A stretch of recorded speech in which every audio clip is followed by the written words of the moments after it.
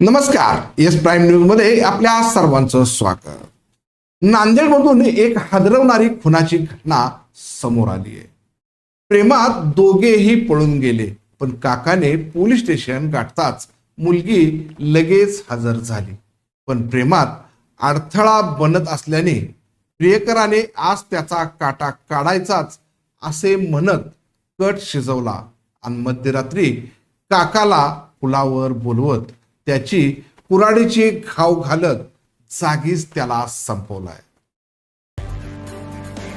नांदेडच्या आसना ब्रिज जवळ काल मध्यरात्री 12:30 वाजण्याच्या सुमारास खुनाची थरारक घटना घडली आहे, ज्यामध्ये सचिन यशवंतराव काळे या तरुणाचा कुऱ्हाडीचे घाव घालून जागीच शेवट केलाय.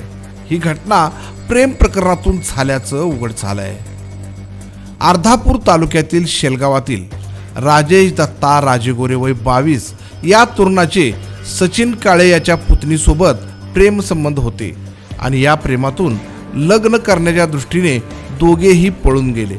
मात्र मुलीची वय कमी असल्याने सचिन काळे आणि मुलीच्या कुटुंबियाने पोलीस स्टेशन गाठले आणि मिसिंग दाखल केली. त्यामुळे मुलावर पोस्को अंतर्गत कारवाई होणार हे जाणून त्याने मुलीला घेऊन पोलीस स्टेशनमध्ये हजर केले. तिथे मुलीने मी रागामध्ये मामाकडे गेली होती असा जबाब दिला. मात्र हे प्रकरण इथेच मिटले नाही, तर प्रियकरावर कारवाई करण्यासाठी सचिन काळे आणि नातेवाईकांनी पोलिसांवर दबाव टाकला. तर मुलीला प्रियकरासोबत भेटण्यास बंदी घालण्यात आली.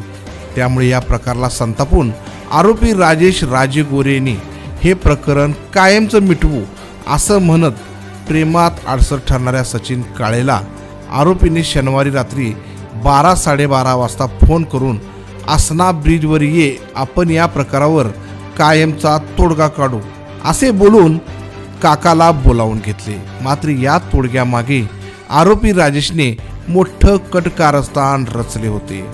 आरोपी राजेशने सचिनला दिसू नये यासाठी दांडके नसलेली कुऱ्हाड खिशामध्ये लपवून आणली होती, तर सोबत 3 साथीदार देखील घेऊन आला होता. मात्र याची कसली भनक काका सचिनला लागली नाही. त्याला वाटले हा काही करणार नाही या विश्वासाने तो अर्ध्या रात्री एकटाच आसना पुलावर आला आणि तिथेच काळ त्याची वाट बघत होता. सचिन येताच आधी त्याने गोड बोलत त्याला विश्वासात घेतले, मग त्याच्यासोबत वाद घालू लागला आणि अचानक राजेशने सचिनवर खिशातील आणलेली बिनदांडक्याच्या कुऱ्हाडीने हल्ला चढविला. काही काळाच्या आतच त्याने त्याच्या गळ्यावर, डोक्यावर आणि पोटावर कुऱ्हाडीची सपासप वार करत त्याला जागीच रक्ताच्या थारोळ्यात पाडले. यानंतर हे मारेकरी तिथून फरार झाले. मात्र पोलिसांनी जलद गतीने तपासाची चक्रे फिरवली आणि काही तासाच्या आतच या 4 आरोपीला बेड्या ठोकल्या आहेत.